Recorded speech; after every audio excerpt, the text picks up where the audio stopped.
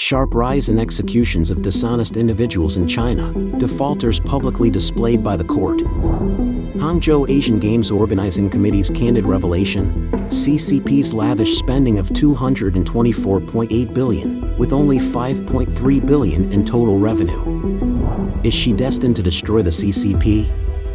Scholar observes she's army mobilization, major upheaval looms. Burning 8 vehicles daily, how can China's new energy cars break the stalemate? It's all covered in today's China Truths. Sharp rise in executions of dishonest individuals in China, defaulters publicly displayed by the court.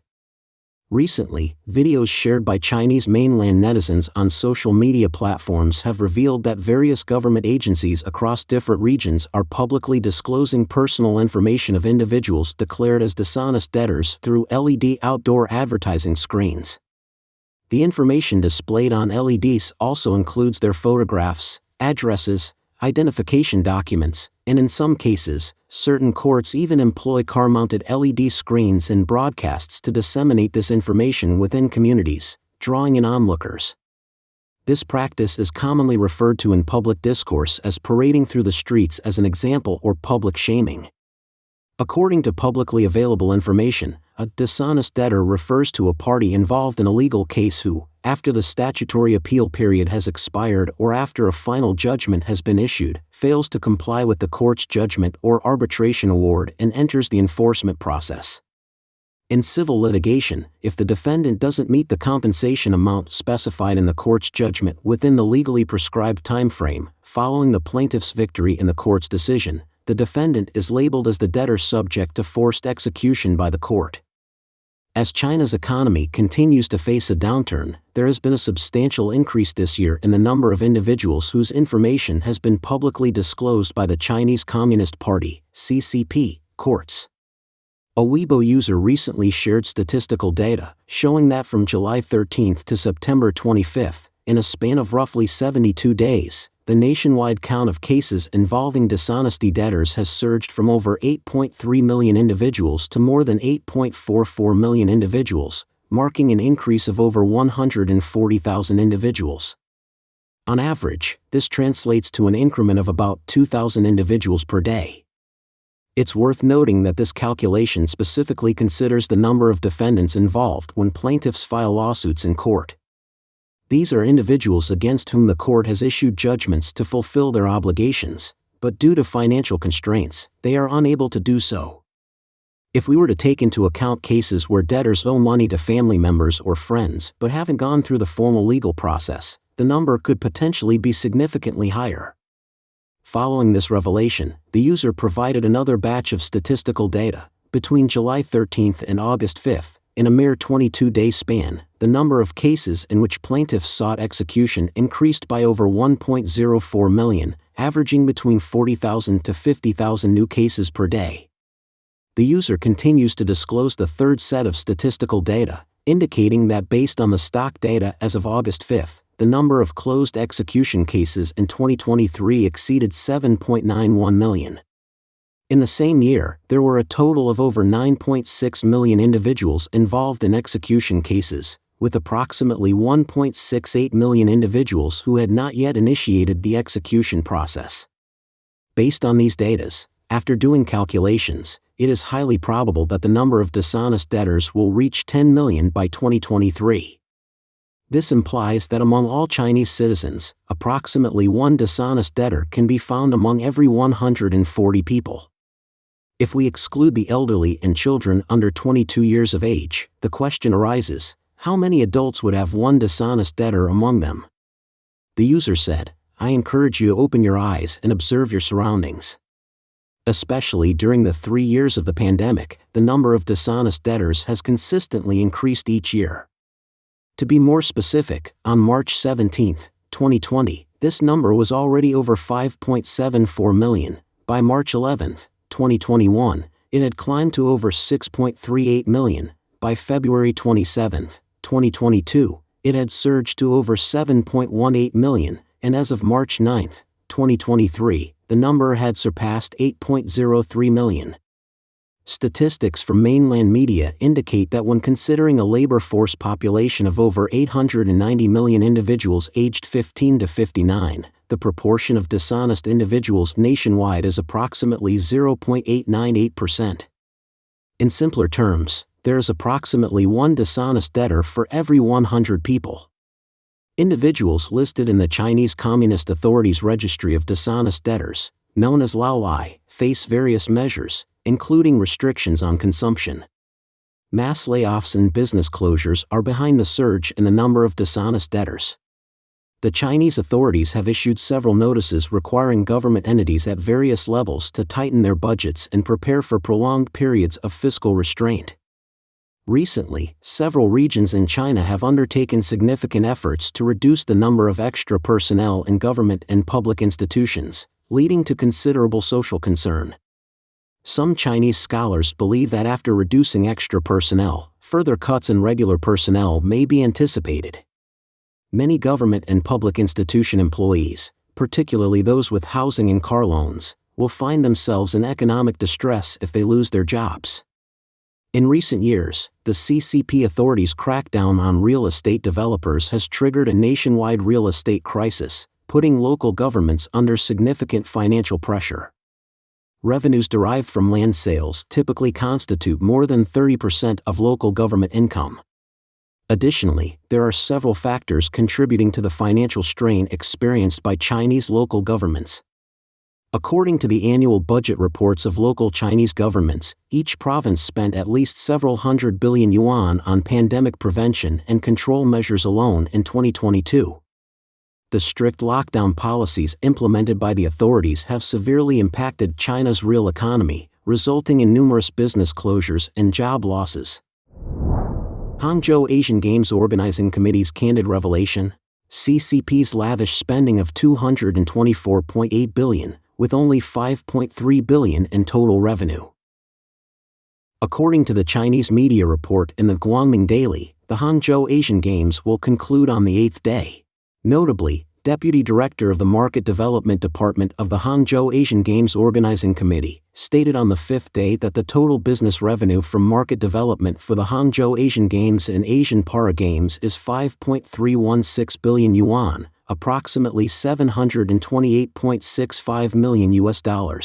He also mentioned that the sponsorship income and the scale of sponsors for this edition of the Asian Games are the highest in the history of the Asian Games. However, according to a report by the paper in June of this year, during the preparations for the Hangzhou Asian Games, the Hangzhou municipal government invested 224.8 billion yuan, approximately $30.8 billion, from 2016 to 2020 in infrastructure projects such as urban rail transit, Hangzhou West Railway Station, Phase 3 of Xiaoshan International Airport, Asian Games venues, and the Asian Games Village. Even though venue construction expenses are considered direct investments related to the event, after deducting these costs, Hangzhou still invested at least 200 billion yuan in urban infrastructure development during the preparations for the Asian Games from 2016 to 2020. This has raised questions about the cost-effectiveness of hosting the Hangzhou Asian Games. According to a September BBC report, Hangzhou residents believe that the over 200 billion yuan could be better invested in the people. Voice of America also reported in September that locals expressed similar sentiments, emphasizing the need to support the younger generation and address the challenges of job scarcity and business closures. Hong Kong commentator Lu Ruixiao believes China prioritizes external propaganda and internal economic gains when hosting sporting events, often overlooking the strain on people and finances. According to him, these events can't alter China's current economic challenges, and for ordinary people struggling with living standards, the Hangzhou Asian Games won't address their problems or spark their interest. Is she destined to destroy the CCP? Scholar observes she's army mobilization, major upheaval looms. Observers believe that recent political struggles within the CCP involve not only anti-Xi factions but also infighting among Xi's loyalists, and a major upheaval is expected to follow. Recently, Li Chang, the second in command of the CCP, was exposed not only for alleged corruption but also for possibly having a foreign son-in-law. Some analysts suggest that Li Chang was personally promoted by Xi Jinping, and now that he is under attack, Xi Jinping's own position could be in jeopardy. Regarding this matter, commentator Wang Yi analyzed that anti-Xi forces are aware that Li Qiang is currently the weak link in Xi Jinping's entire power structure. They focus on attacking Li Qiang to sow discord between him and Xi Jinping and to undermine Li Qiang's reputation.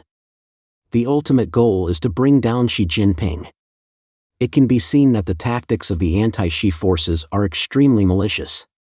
Furthermore, the arrest of Evergrande's chairman, Su Jiayin, is seen by outsiders as Xi Jinping's counterattack and deterrence against political adversaries because Su Jiayin is associated with the Red families of Zheng Qinghong and Jia Qinglin. Simultaneously, Xi Jinping has conducted a purge at the highest levels of the rocket force. Amid this turmoil, Xi Jinping called for unity at the end of September during the CCP's 74th anniversary banquet. He told the entire party, "Our strength comes from unity, and confidence is more precious than gold." Wang Huntao, chairman of the National Committee of the China Democracy Party, commented that prior to this, Xi Jinping had consistently emphasized struggle and bottom-line thinking. This sudden emphasis on unity is actually directed at Xi's own loyalists, urging them to unite. He believes that the CCP will subsequently undergo a major internal purge, and a major upheaval is on the horizon. Talking about the intense infighting within Xi's loyalist circle, observers suggest that Kai Chi, secretary of the Beijing Municipal Party Committee and a member of the CCP's Central Committee Secretariat, being the most notable figure. Mr. Wang Yi believes that Xi Jinping entrusted party affairs to Kai Chi, who later expanded his authority. Although Kai Chi currently ranks fifth among the 7 standing committee members, he wields more power than Li Qiang. He is effectively the second in command within the CCP. However, the issue is that Kai Chi's qualifications are quite ordinary, and his rise is largely attributed to Xi Jinping's support. If Xi Jinping were to lose power, Kai Chi would likely struggle to maintain control. Xi's loyalists, having finished dealing with external adversaries, are now grappling with internal conflicts. Observers foresaw this scenario even during the 20th CCP Congress. CCP historian Gao Wenqian stated, "Historical knowledge suggests that Xi's loyalists, all of the same kind, will soon fragment, vie for favor, and engage in internal infighting, replacing the factional struggles seen in the past within the party." Commentator Du Jing wrote in a published article that the increasingly suspicious Xi Jinping, as he entered his third term and failed to groom a successor according to convention, would inevitably trigger power struggles within his loyalist circle. This could lead to a loss of control over the political situation. The CCP regime, already sitting on a powder keg of public discontent, would be unable to endure. Xi Jinping's particular approach to personnel decisions is seen as determining that the CCP regime would collapse during his generation. Burning 8 vehicles daily, how can China's new energy cars break the stalemate? China leads the world in the rapid growth of new energy vehicles. According to data from the China Association of Automobile Manufacturers, in August, production reached 843,000 units, while sales reached 846,000 units. These figures represent a month-on-month increase of 4.7% and 8.5%, respectively, and both maintained a robust year-on-year growth rate of over 20%. When examining the cumulative market penetration rate from January to August, it reached 29.5%, with total sales exceeding 5 million units. This represents a nearly 40% year-on-year growth compared to the same period last year, signaling significant expansion in the market. However, accompanying this is a concern for safety, which is at the forefront of market attention. Especially in the context of the emergence of statistics from emergency management authorities, which indicates that in just the first quarter of 2023, the self-ignition rate of new energy vehicles increased by 32%, with an average of 8 new energy vehicles catching fire, including spontaneous combustion, every day.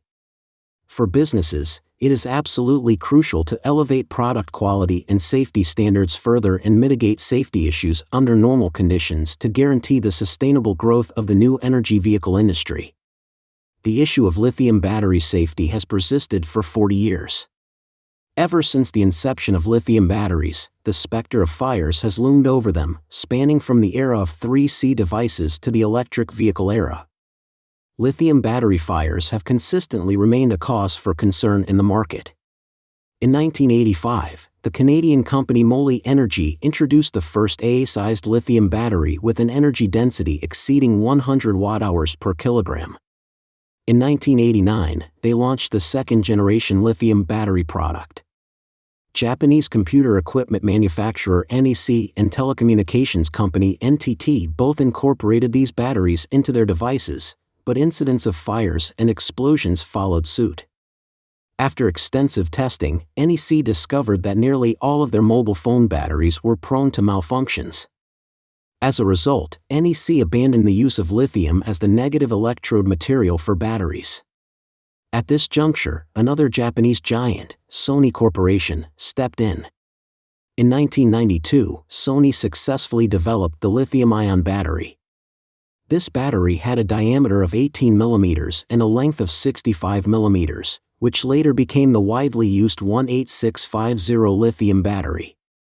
However, Sony and South Korean giants also grappled with issues of spontaneous combustion.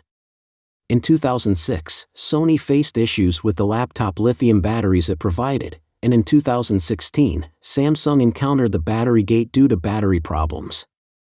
As the era of electric vehicles commenced, it was Tesla that first confronted issues of spontaneous combustion. On October 1, 2013, a Tesla Model S had an accident in Seattle, USA, where the chassis struck a metal object, puncturing the battery pack. Following the incident, the vehicle immediately alerted the driver to pull over. Once the driver exited the vehicle, the battery began to catch fire. Toward the end of the same month, a Tesla fire incident also took place in Mérida, Mexico. With the rapid proliferation of new energy vehicles in China, incidents of electric vehicle fires have become a widely discussed concern.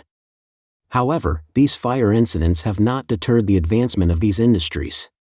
On May 11 of this year, J.D. Power released its 2023 China New Vehicle Purchase Intention Study, revealing that Chinese consumers' inclination to purchase new energy vehicles has been consistently rising, reaching 33% in 2023, marking a 6 percentage point increase from the previous year's 27%.